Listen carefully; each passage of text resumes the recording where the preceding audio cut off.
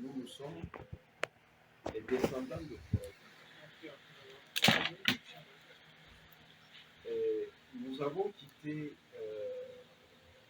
Katsina au Nigeria, qui était la capitale du Katsina, en 1807, après le conflit avec le peuple, qui avait été aidé par les gens d'Agadez. Tant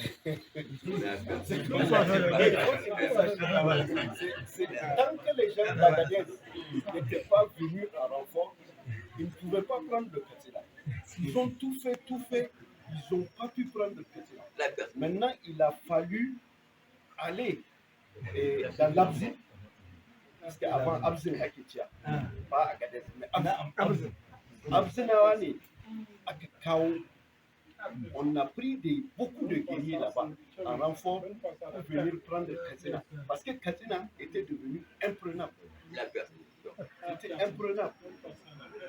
Donc, avec l'aide des Abzinawa, finalement, les peuples d'Amfodio ont pu prendre la capitale qui est Katsina dans l'actuel Nigeria. 1807. Et de là, nous avons le sultan qui était là-bas, qui était Magajan Halabi, et a pu lui s'échapper avec son petit frère qui est Ankassa. Chemin faisant, Magajan Halabi était blessé, il était gravement blessé. Donc, il a vu qu'il retardait la fuite de son petit frère et lui-même, et qu'il risquait d'être capturé tous les deux. Donc, il a pris la décision de se suicider. Il est allé dans un puits, il est tombé dedans et il est mort. Donc son petit frère a pu lui s'échapper. Dans sa fuite, il est arrivé à Daura. Et c'est à Daura qu'il a été introduit. Comme son grand frère qui était sultan et décédé, on l'a introduit. Après, le chef de canton de Daura s'est rendu compte que là-bas même, il n'était pas en sécurité, parce que l'objectif, c'était d'éradiquer la famille. Comme ça, ils savent qu'ils n'ont plus de problème. Et l'émir de Daura a décidé maintenant de faire en sorte que Tankassa puisse être transféré à Zender. C'est beaucoup plus loin et il n'était pas facilement prenable là-bas. Après avoir séjourné pendant 10 ans, il y a eu une révolte parce que le Katsina, j'avais omis de vous le dire, le Katsina s'étendait depuis Katsina de Nigeria jusqu'aux frontières avec l'Agadez, avec Abzin, plus précisément. Et au bout d'un certain moment, les Arna qui étaient au niveau de Maradi se sont révoltés et ils ont coupé la tête du représentant de l'émir du Katsina. Ils ont coupé sa tête pour l'amener au Damagara pour que Tankassa puisse revenir et s'installer. En fait, le fait qu'on se soit installé à Maradi, c'était avec vraiment l'objectif de préparer les hommes et de retourner pour récupérer le Katsina du Nigeria. Malheureusement pour nous, il y a eu la colonisation qui est arrivée et en 1884, il y a eu le traité de Berlin. Les Blancs se sont réunis là-bas, ils ont dit bon, il ne faut pas qu'on fasse la guerre entre nous, on va partager la paix. Donc, ils ont fait une ligne imaginaire qui partait de Saï là, jusqu'à Parwa, au Cameroun. Donc, tous ceux qui étaient au nord, on a laissé ça pour la France. Et ceux qui sont au sud, ils ont laissé ça pour les Anglais. C'est comme ça, Maradi est devenu le Niger et le Katsina qui est au Nigeria est devenu Nigeria. Sinon, en réalité, c'est le même peuple. Vous prenez sur tout le long de la frontière, c'est les mêmes peuples qui ont été, vous prenez de Dosso, vous allez jusqu'à Difa, c'est les mêmes peuples, c'est les mêmes familles, c'est les mêmes populations. C'est juste une ligne imaginaire que les gens ont décidé un bon matin de tracer pour leurs intérêts. Et maintenant, ils ont compris quand ils sont arrivés que cette chefferie traditionnelle qui est organisée, qui arrive à gérer sa population, qui arrive à prospérer, il fallait tout faire pour détruire cette organisation-là et mieux exploiter les gens qui sont sur le territoire. Et ils se sont mis à cœur joie. Ils ont détruit ça.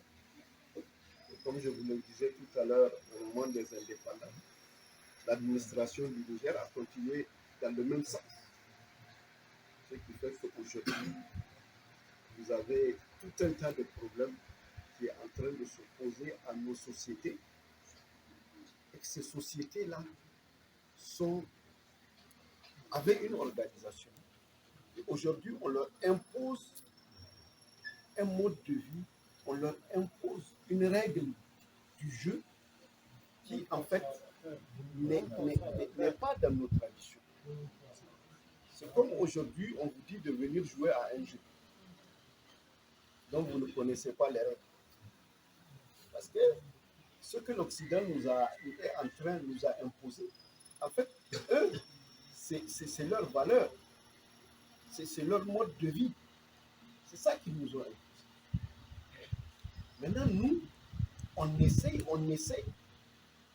Aujourd'hui, plus de 50 ans, et dites-moi un pays qui s'est développé dans tout ça.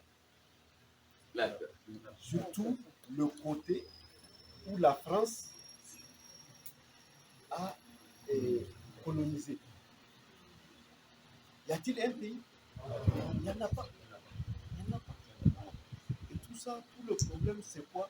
C'est-à-dire, on est en train de jouer à un jeu dont les règles nous échappent. Donc, on ne peut pas gagner. C'est pas possible. Donc, maintenant, vous, la jeunesse, c'est à vous de revoir tout ça. Aujourd'hui, nous avons eu la chance, nous avons des hommes qui sont arrivés et qui ont donné leur vie, parce que c'est donner sa vie. Ce qu'aujourd'hui ils sont en train de faire, c'est qu'ils ont donné leur vie. Parce qu'à tout moment, ces blancs-là, aujourd'hui, ne veulent pas laisser le Niger. Ils nous ont laissés dans la misère pendant plus de 50 ans. On était dernier à tous les classements on était dernier.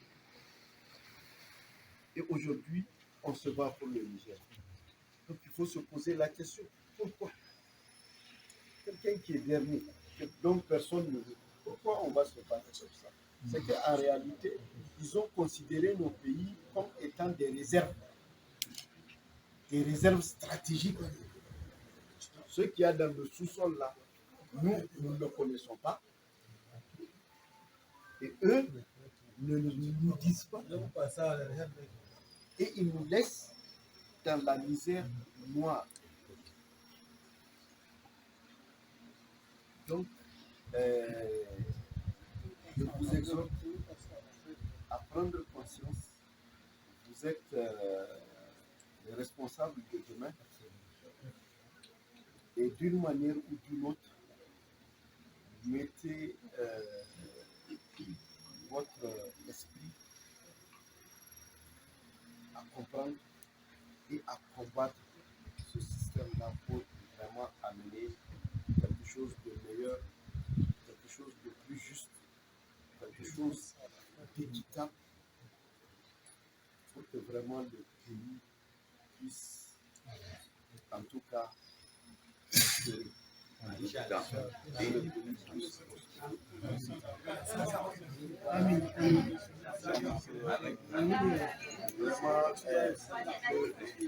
remercie tous, à commencer par le PDG.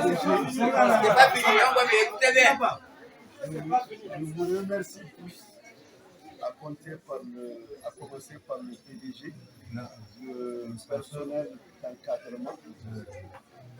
Et je vous rappelle une chose. Attention. Quoi que vous fassiez, sachez que vos parents comptent sur vous. Sachez que vous êtes de manière individuelle un espoir pour chaque famille. Vos parents, vous ne savez pas comment ils gagnent l'argent pour s'inscrire dans ces établissements. Vous ne le savez pas. Le jour où vous allez le découvrir, c'est peut-être le jour où vous allez devenir parent aussi.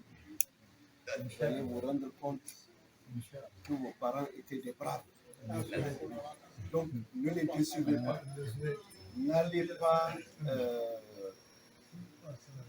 dans des histoires de délinquance et de consommation de stupéfiants. Allez dans des choses qui ne sont pas dignes de vous, qui ne sont pas dignes de vos familles. Parce que tout simplement, vous avez vu un voyou qui fume, vous allez le suivre, vous aussi, vous allez fumer. Pourquoi? Tu n'as pas vu ton père fumer, tu n'as pas vu tes autres fumer. Et toi maintenant, tu viens, tu te mets dans la drogue. Donc il faut vous ressaisir parce que c'est une manière de détruire notre communauté. Et vous, en tant que jeune, vous devez lutter contre ça. Vous devez lutter contre la consommation de stupéfiants. Parce qu'aujourd'hui, tu as une jeunesse qui est accro à la drogue. La drogue, elle va annihiler tout. Vous n'avez plus de volonté. Vous n'avez plus d'objectif. Vous n'avez plus de personnalité. Votre personnalité, là, c'est la drogue. C'est votre dose, là. C'est ça qui importe. Quand quelqu'un devient comme ça, il devient un déchet. C'est un déchet. Vraiment, je vous exhorte à penser chaque fois que vous allez faire un acte. Pensez à vos parents. Pensez à la souffrance dans laquelle ils sont pour que vous, aujourd'hui, vous puissiez avoir une bonne destination. Amen. Je vous remercie. Je